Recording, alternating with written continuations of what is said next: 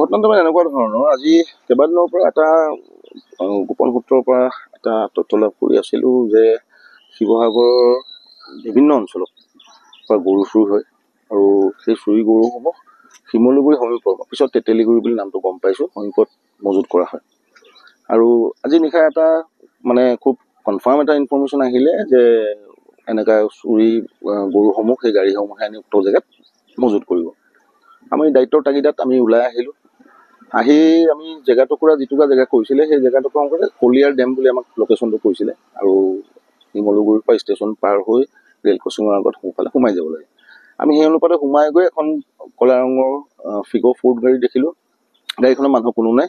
পিছফালে চাই দেখিলোঁ যে এটা ডাঙৰ গৰু এটা, ৰঙা ৰঙৰ গৰু এটা গাড়ীখনত সোমাই আছে। তো যিটো আমাৰ সাংবাদিকৰ দায়িত্ব, আমি ভিজুৱেল ল'লোঁ। ভিজুৱেল লোৱাৰ পিছত যিহেতু তাত কোনো মানুহ নাই সুধিবলৈ বা বাইক ল'বলৈ, আমি এষ্টাব্লিছ কৰিব পৰাকৈ, তাৰপৰা মোৰ গাড়ীখন মই লৈ গৈছিলোঁ। ৰাস্তাটো ঠেক কাৰণে আৰু এখন গাড়ী আহিলে, দুখন গাড়ী অহা যোৱাত অসুবিধা হ'ল। মই ড্ৰাইভাৰজনক ক'লোঁ যে মোৰ গাড়ীখন তই আগলৈ মূল ৰাস্তালৈ লৈ যা। তো মোৰ সতীৰ্থ সাংবাদিকসকলৰ দুজনক লৈ গাড়ীখন গ'লগৈ।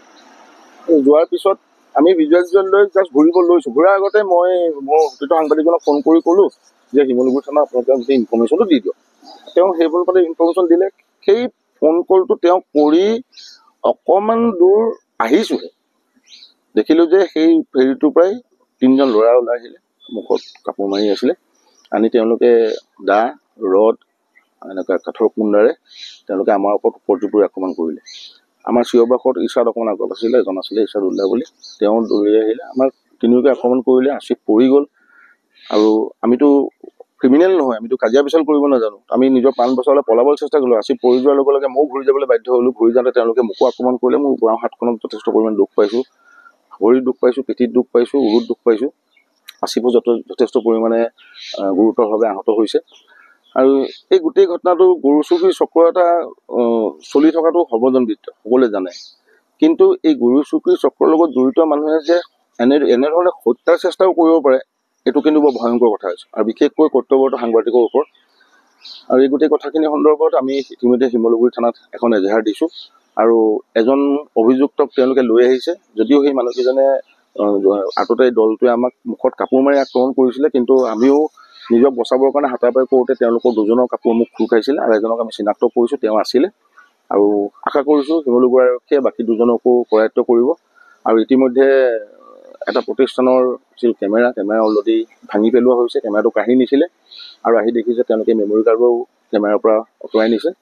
আৰু আমি আশা কৰিছোঁ, এজাহাৰ দিছোঁ, শিমলুগুৰি আৰক্ষী আৰু শিৱসাগৰ আৰক্ষীয়ে এই গোটেই বিষয়টোক লৈ তেওঁলোকে এটা বিহিত ব্যৱস্থা গ্ৰহণ কৰিব। কিয়নো সাংবাদিকৰ আক্ৰমণ সঘনাই চলিব ধৰিছে।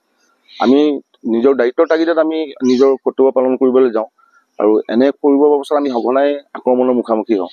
কিন্তু এইটোত বিশেষকৈ শিৱসাগৰ আৰক্ষী অধীক্ষক মহোদয়লৈ ইয়াৰ বিৰুদ্ধে আহ্বান জনাম, তেওঁলোক কঠোৰ হওক আৰু এই এনেকুৱা অবৈধ সৰবৰাহবোৰ তেওঁলোকে বন্ধ কৰাৰ চেষ্টা কৰক। আৰু সাংবাদিকৰ ওপৰত যদি আক্ৰমণ পুনৰাই নহয়, এটা দৃষ্টান্তমূলক শাস্তি তেওঁলোকে অভিযুক্তসকলক, আততায়ীসকলক প্ৰদান কৰিবলৈ তেওঁলোকে চেষ্টা কৰক।